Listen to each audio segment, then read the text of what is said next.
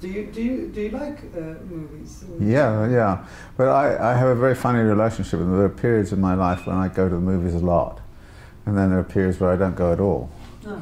So my knowledge of movies is on and off, and it depends where I'm in. Actually, the time I watch movies is usually coming across the Atlantic. That's the last time I watched 3 in a row, so I can't sleep on movies. So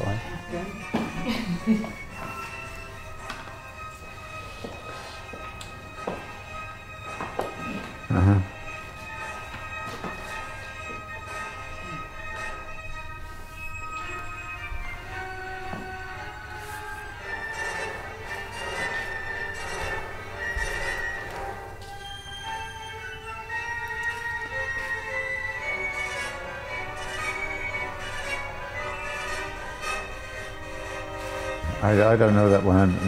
I don't think so anyway.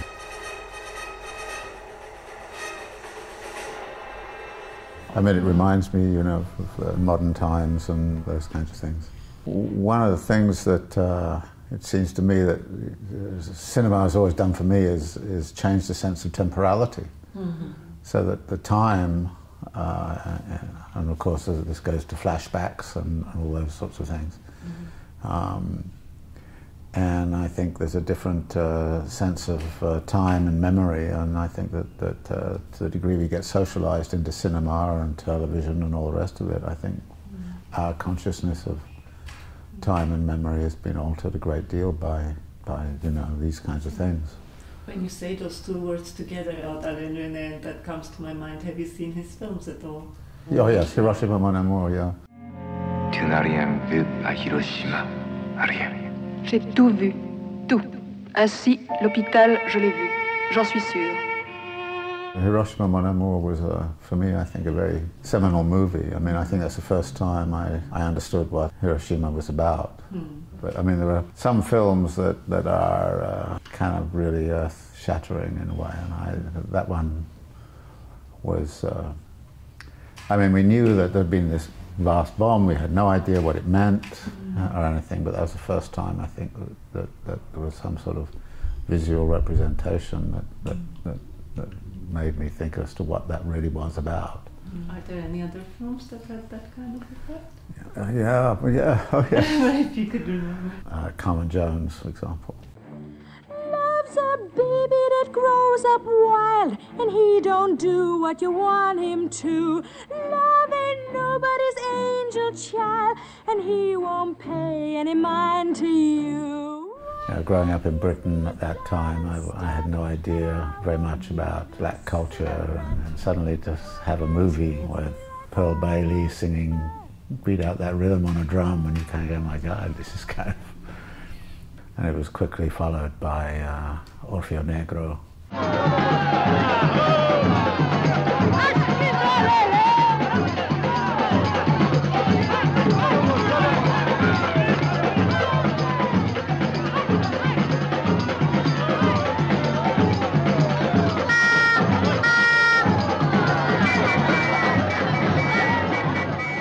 So those kinds of things alerted me to the idea that there's a different cultural universe to the one I was in.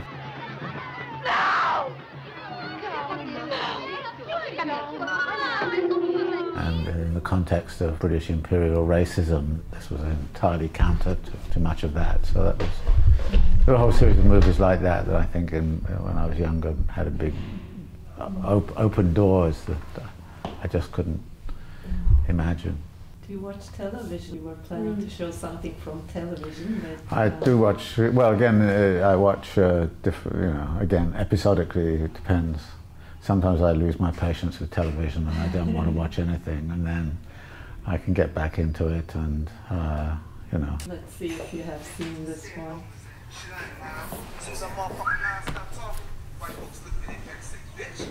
You might have seen this one. Yeah, this is my Baltimore. Yeah, that's your Baltimore. That's my Baltimore.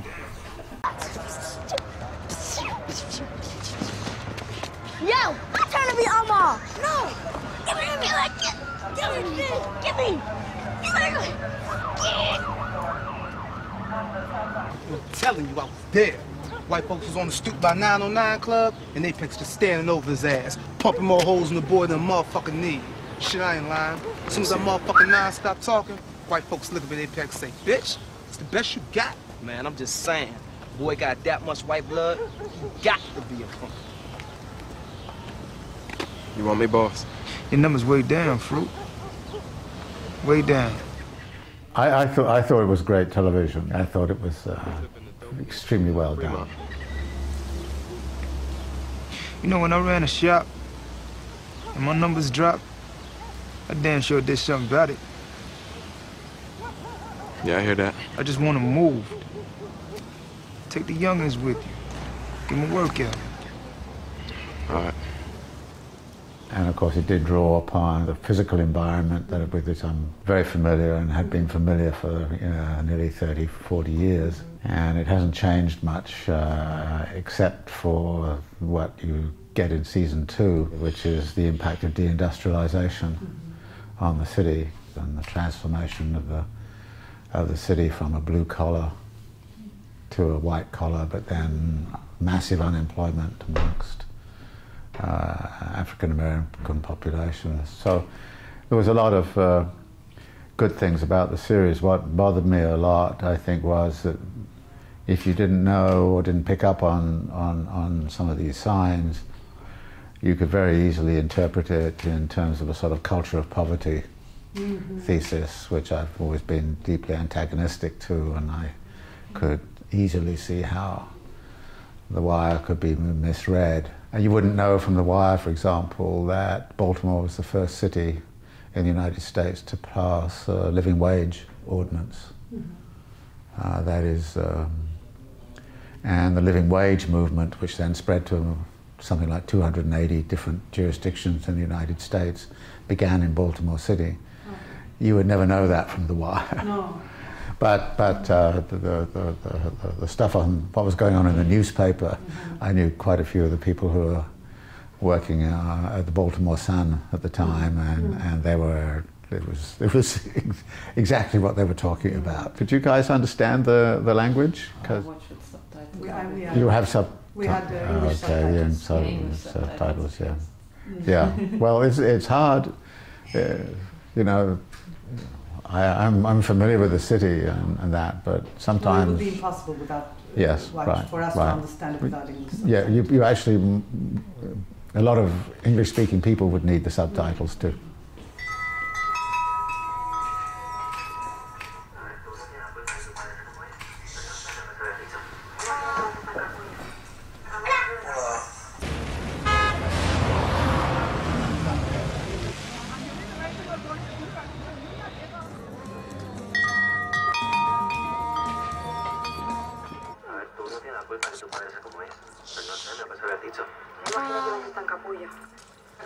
Hola.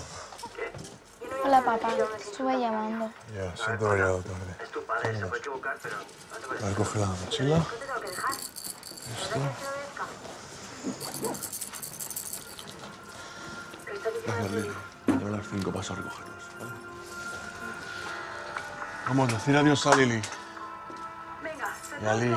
Adiós.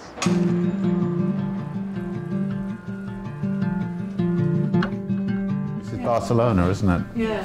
Yes, this is Barcelona, beautiful, yes.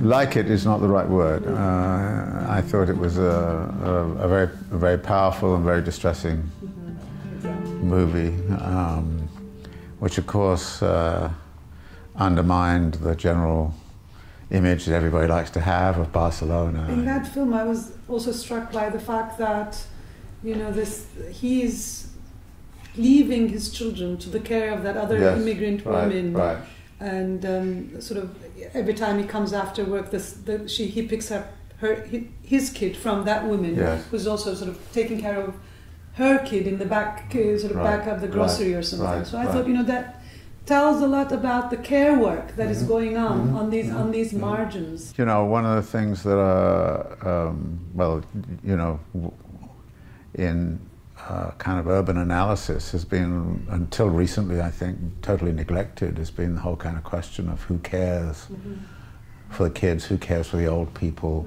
For instance, we have the domestic workers organization in New York City, which is now national. They got a sort of charter of domestic workers' rights passed through the legislature. The problem is then of enforcement, which doesn't exist. I mean, you have a scattered population, which you are seeing here, that is struggling to survive, usually with their kids.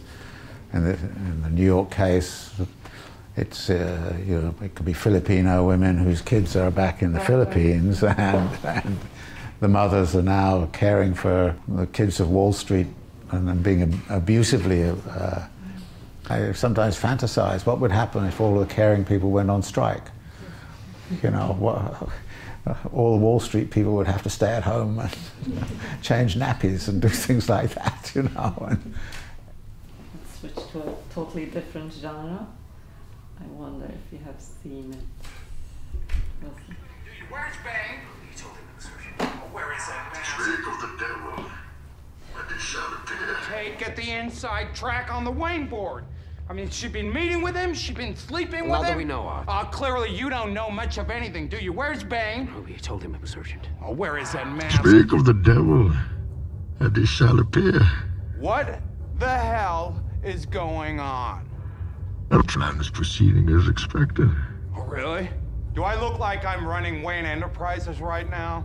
You're hit on the stock exchange. It didn't work, my friend, and now you have my construction crews going around the city at 24 hours a day. How exactly is that supposed to help my company absorb Wayne's? Leave us. No, you stay here. I'm in charge. Do you feel in charge? I don't know it. No? No.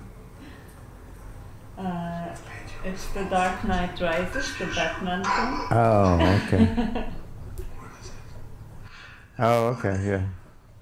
Those things go in my head and go out the other side so fast. It's unbelievable, actually. I love seeing them, but I don't remember anything about them.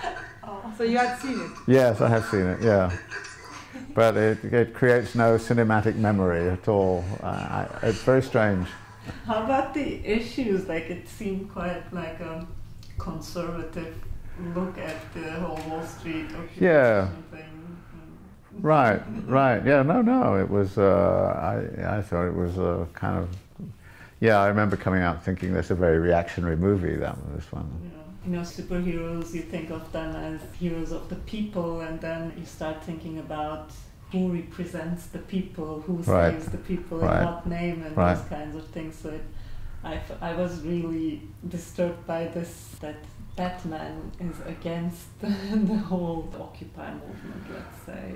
It didn't surprise me at all, you see. I mean, so living in New York, it didn't surprise me at all because the Occupy movement was profoundly troubling to political power, actually, far more so than they realized. And what do you mean by that? Well, I think the Occupy people themselves, I mean, were a bit naive and out there, you know, we're going to make something different, and they coined this thing about the 1%, and it's so interesting. That language has stayed. I mean, before Occupy, there was no discussion in the United States about social inequality. After Occupy, it became more and more. Obama's re-election partly revolved around this notion of inequality, and that Romney came from the 1%, and you know, I mean, it was so actually the change of language very significant, and I think that the folk on Wall Street saw what was happening and were very scared. They were actually scared that if this got going very far, they would be in deep trouble. And they were frightened of two things. One is that this would get a hold of, it would spread from, you know, just these naive kind of kids saying this, and people would come across a mass movement very quickly, which in the United States can happen. And the United States is much more volatile than most people understand, and it could have happened. The vilification of the Occupy, and this was part of this vilification of the mob, and the leaders of the mob and what they will be about and what they will do to you if they get power, you know, well, you need Batman to take care of that. So yeah, it was politically very, very interesting. But like I say, somehow or other, I don't know if this, you tell me, but I feel those movies have almost no impact on the consciousness of the population. I just don't. You think so? I don't think so. People go see them and love to see them. I do, you know. Because I mean, most of film theory revolves around the idea that they do have a major impact. Well, no, films do in general. I mean, films do in general, but these kinds of films don't. Are these kinds of films especially? Yeah, like when it's more invisible. Actually, you can't really call this invisible ideology. No, right, no.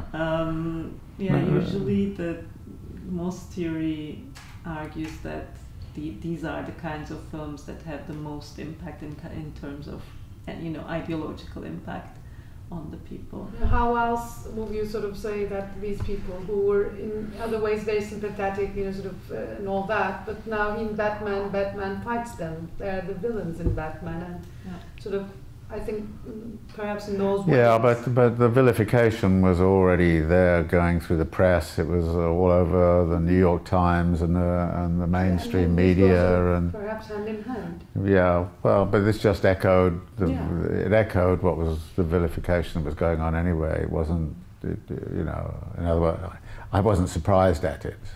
I just thought, well, this is.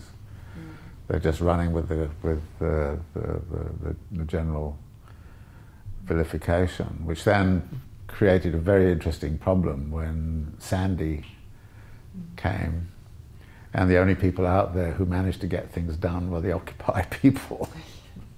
And finally the New York Times had to say, well, maybe these are decent people after all. But by then the election was over, and all kinds of, this book I've just finished and it's just coming out next week, about the contradictions, ends with me talking about what I call, I couldn't think of a better word than saying this is just a state of universal alienation. That whole populations feel completely alienated from the political process. They're increasingly become what I would call disposable populations in terms of the labour force, and see themselves being displaced by automation and artificial intelligence and all the rest of it. There was a famous moment I always remember from the 1960s when I was in Brazil, when the president of Brazil gave a speech in which he said, well, the country is doing very well, but the people are doing very poorly. And I thought, we had a session back at City University of New York on creative cities. And I said about New York City, the city is doing very well, but the people are doing very poorly. That 50% of the population of New York City is trying to live on less than $30,000 a year, whereas the top 1%, the average income of the top 1% is $3.57 million a year. And you kind of go, this is one of the most unequal cities in the world. The city is doing rather well in terms of building condominiums for the rich. A lot of them are empty, and those that are actually occupied are usually occupied by people who live in them for about 3 weeks a year, because they're from the Gulf states or from Russia or from the billionaires club. So and there's a general feeling of alienation, and that I think was what Wall Street understood about Occupy, that it was touching a vein of something that could be explosive. These explosions are just, and you wonder where's it going to be next, and about what. And while you can say in each case there's something very specific, like Gezi Park was about this Prime Minister who wants to create a shopping mall designed like a Ottoman barracks, and you kind of go, what kind of nutty case is this? So you could kind of say, you know, there's something very different about that than, say, what went on in London, or what was the problem with what went on in the Paris suburbs, and which then gets echoed in Stockholm, you know. But nevertheless, I think there's a mass discontent.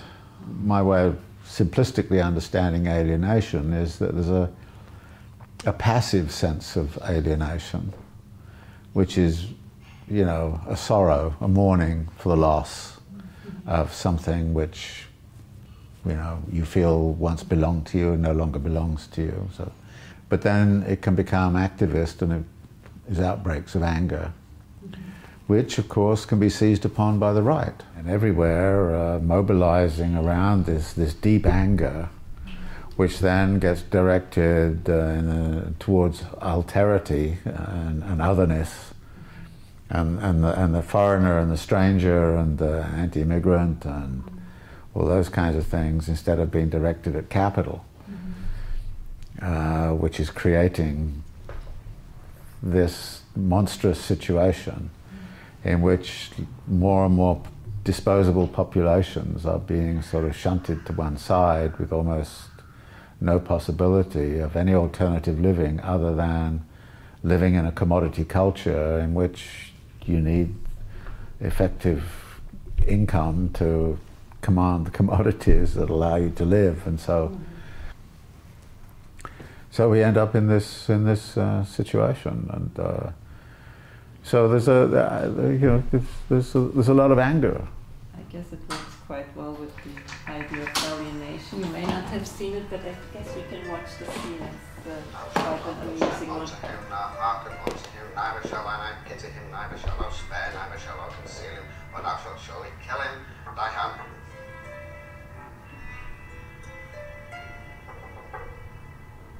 You've got nowhere to go then? I've got an infinite number of fucking places to go. The problem is where you stay. You with me? Indeed.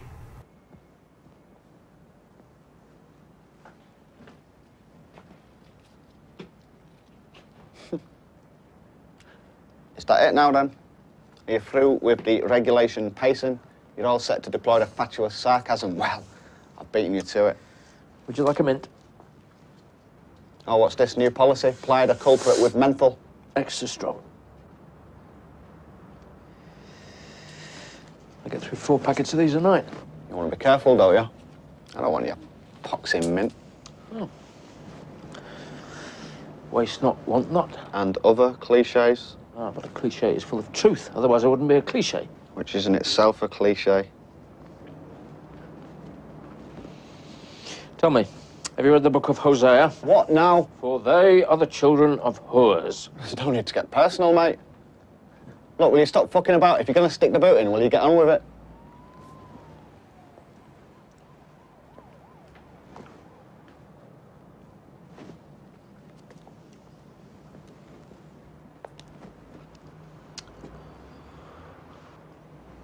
You got nowhere to go then? I've got an infinite number of fucking places to go. The problem is where you stay. You with me? Indeed. Yeah. So listen, is there much security in this job? Too much.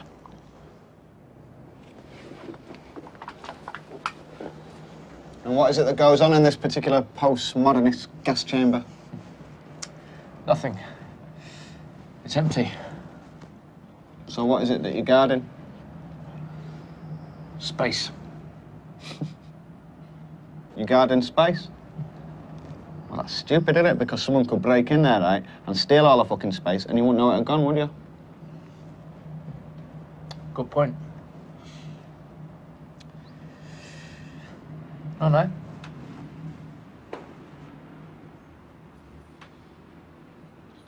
What is this? It's Mike Lee's filmmaking. Oh, I haven't seen it, no.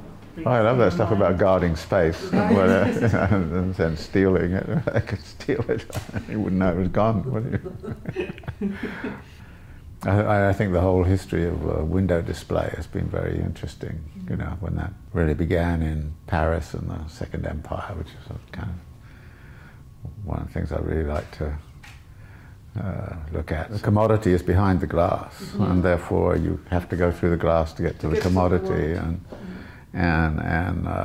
you know, the violence of having to do that. You know, so there's a kind of a fetish mask of the commodity, which is the glass, which kind of says, "I am here, please take me, but you can't touch me through the glass."